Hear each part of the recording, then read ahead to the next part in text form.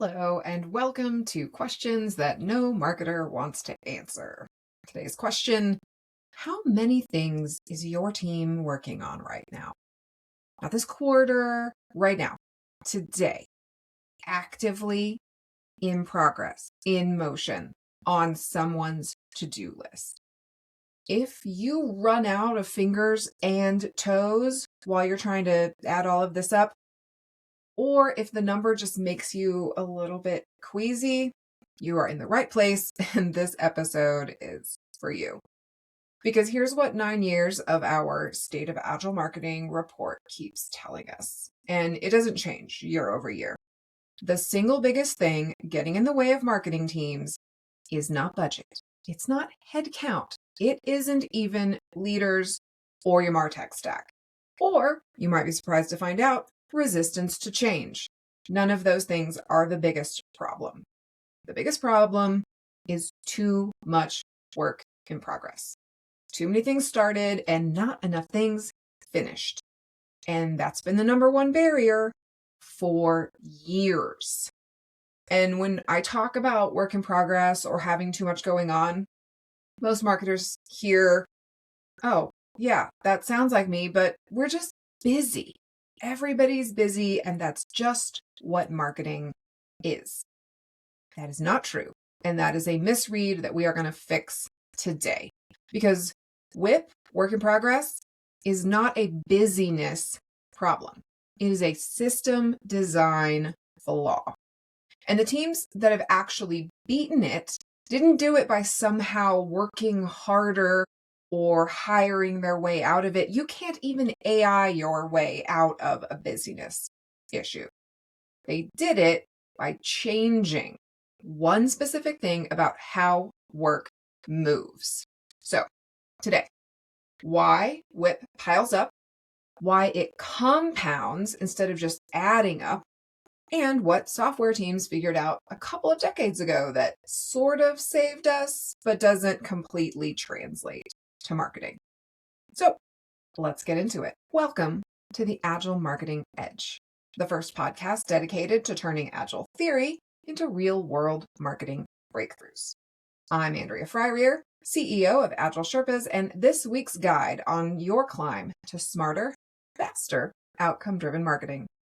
Today, we're going deep on the barrier that refuses to go away, work in progress, and the counterintuitive fix that separates the teams who are drowning from the teams who say, nothing gets in our way. I'm going to lead with data today because there is way too much of this volume equals value stuff going on, especially with AI making it 100 times easier to make more volume. So when we ask Agile marketers what gets in the way of them working in a more agile way, too much WIP comes out on top. But we need to look more deeply at who is saying this. Because among the teams that we label all others, the ones who just haven't cracked great agile ways of working yet, 47% name too much WIP as their barrier. And among our extremely successful Agile marketers, it's only 33%.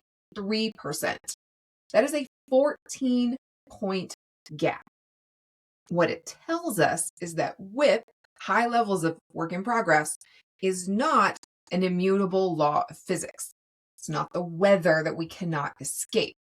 If it were just marketing is busy and that's the job, then the successful teams would be reporting this problem at the same rate as everybody else. But they don't. Something they're doing is structurally holding their WIP in check. And it's working well enough to move the needle on the one barrier that everybody complains about.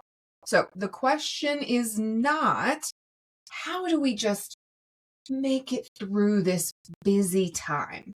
Because this busy time is going to be followed by another busy time. There is no escaping it. So the question actually is, what are those teams doing that we're not? That is actually a much more useful and realistic question. And the data has an answer for us. But before we get to the fix, you have to understand why this problem is so nasty and why we're spending an entire episode on it. because most teams treat additional WIP like an addition. One more project on the pile is just one more thing. It's not a big deal. We're going to get to it. Like one more campaign, one more landing page, one more whatever it is. It's not that big of a deal. The problem is that WIP does not add. It's not 1 + 1 = 2. It compounds. So here's the mechanism. Every active piece of work comes with like a tax that has nothing to do with the work itself. Complexity, size, scope, doesn't matter. The tax is still there. You've got the context switching cost. So every time you jump between 3 campaigns, you lose the thread on all 3. And picking it back up is not free. It is not instantaneous. There is also the coordination cost. More things in motion means more status meetings, more, hey, where are we on this? Messages, and more meetings that exist for no other reason than because there's just too much open at once. And then we have the aging cost. So work that's sitting around half finished does not retain its value. That brilliant blog post that you came up with 6 weeks ago and got started on, the moment of impact for that idea has passed. You're going to finish it anyway because you've already sunk time into it and you've got a deadline. But now you've spent effort producing something that's just going to be published into a void that doesn't care about it anymore. So the 10th open project does not cost you 1 project's worth of drag. It costs you the switching, the coordinating, and the aging across everything that's already open. That's why teams are working flat out and shipping less. You are not imagining this. It is really happening. The work about the work is eating the work. And think about what this does to people as well. This is the through line to something that we also see every year in our report. Agile marketers report higher productivity and lower stress at the same time. This year, we had 87% tell us Agile improved their productivity, and 77% said they feel less stressed. Those things are not usually traveling together. But the reason that they do on great Agile teams is lower WIP. When you stop drowning in a whole bunch of half-finished work, you get more done and you feel less frantic because the frantic feeling was coming from all of the work in progress. Okay, here is where it helps to borrow from people who have been fighting this problem even longer than we have. We're going to go way back here to Taichi Ono at Toyota, where Kanban originated. And yes, this started in a manufacturing setting, but his insight wasn't about cars. It was about the danger of overproduction. Making more than the next step in the process can absorb does not speed anything up. It just creates piles of stuff. It hides systemic problems. And it feels like progress while actively slowing the whole system down. Maybe that sounds familiar. That's your content backlog. That's the 14 campaigns in flight with only 4 ever seeming to ship. Software teams took this idea and made it applicable with 2 things. 1, a board that makes all the work visible. We've talked about this before and why it's so amazing. The second thing is a hard limit on how much can sit in any spot on that board at any given time. That's it. That's the mechanic. A WIP limit says this stage of work can hold 3 items, not 4. You want to start a fourth, you got to finish one first. And this constraint is what forces flow through the system. And you can see this, again, landing in the data. Look at what the extremely successful teams actually do differently. When we look at WIP limits, 44% of the most successful teams use them versus 26% for everyone else. Kanban boards, 52% of extremely successful versus 32% for everybody else. These are not decorative, nice to have practices. They are the exact things that make your WIP visible and then put a cap on it. And the teams beating this WIP problem are the teams using both of those things. Daniel Vacanti, who wrote the book on flow metrics for software, has a line that I think about a lot. He argues that most teams' real problem isn't that they work too slowly, it's that they start too much. And again, can we put an underscore on how AI is not going to fix this? Your problem isn't speed. It's not that you're working too slow. It's that you start too much. And AI oftentimes just makes it easier to start more things and makes this problem even worse. So flow efficiency, the percentage of time work is actually being touched versus the time it's just sitting around and waiting, is often shockingly low for marketing teams. In a lot of instances, a piece of work is actually being touched maybe 15% of the time that it's in progress. The other 80% of the time, it's waiting on approval, waiting on a handoff, waiting because you got busy doing 9 other things. Starting more work does not fix that. It just makes it worse. The actual solution is start less, finish faster. But now, this is a podcast about marketing agility, so I'm not going to stand here and tell you to just go install software's playbook, because some of it does not survive the trip to marketing. In a lot of instances, software work is more uniform than marketing. A team of engineers is doing engineering. A marketing team is doing a webinar, a rebrand, a paid campaign, an email nurture, and a last-minute thing that the CEO asked for in the hallway. And we're doing it all at once. It's all wildly different sizes and levels of effort, and it all has different stakeholders. So this nice, simple 3 items per column on a Kanban board rule can get messy really fast because our items are not the same size or shape. And they probably all have somebody different yelling at us about them. And software has something we usually don't, which is a relatively contained system.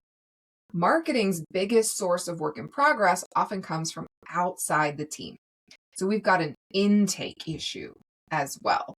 And just about anybody from the org can drop work on marketing and nobody's counting what everybody else put on the pile.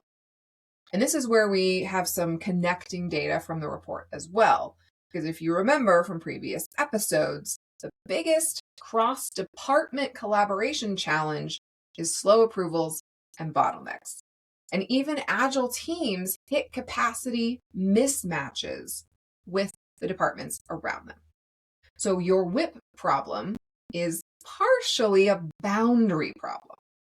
If you cap what your team starts, but you just leave the door wide open for everybody else to throw whatever they want on the pile is just at the intake queue instead of on your board.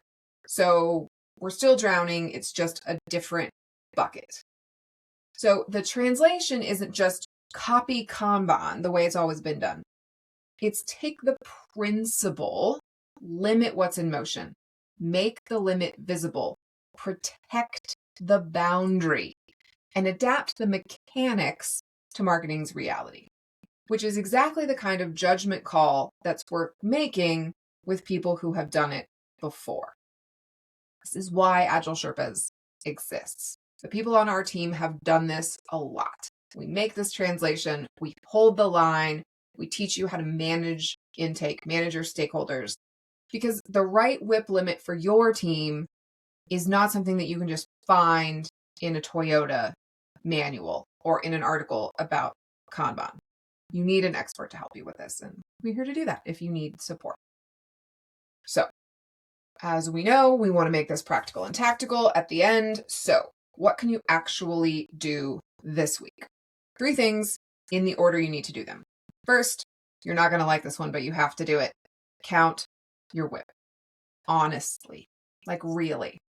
Not the pretty, polished project list that you put on a slide deck during quarterly planning or the one that you tell your boss about, the real one. Every single thing you and or your team currently has open and in motion. Most teams have never done this, and the number will genuinely shock you the first time you do it. I was recently with a team that just stopped counting after 400. But you can't limit what you refuse to examine. This is the whole first step, and most people would rather skip it, but you can't. Step 2, make it visible in one place, not my inbox and your notebook and somebody else's Airtable. We need a board. Physical, digital, doesn't matter, but we all use it. And it needs columns for the stages your work actually moves through. And every one of those items from your first list goes on this board. No limits yet, just visibility. Let the team see the pile that they've been feeling on their shoulders. Final step 3, set one WIP limit and just hold it for one sprint. Pick your most jammed up stage. Usually it's in progress or in review, and put a cap on it. The cap doesn't have to be 3, it might be 30. Whatever you need to do. But when it's full, the rule is finish something before you start something. That's the whole discipline. And it's going to feel wrong and terrifying for about a week, because starting something new feels like progress, while finishing something can feel like standing still. That instinct is the exact thing that got you in trouble, and we need to learn to fight it. So, one limit, one stage, one sprint. Then measure whether you finished more things by the end of this sprint compared to one without a limit. I will bet you one unfinished campaign that you absolutely will. And of course, if all of this feels overwhelming and scary and impossible, we are here to help. Half-day workshop, we can help you visualize all this and get it out onto a board so you have taken the first critical steps in finally, completely, once and for all, solving the work in progress problem. Until next time, I'm Andrea Fryrear, and remember, struggle is real, but so is Agile Marketing.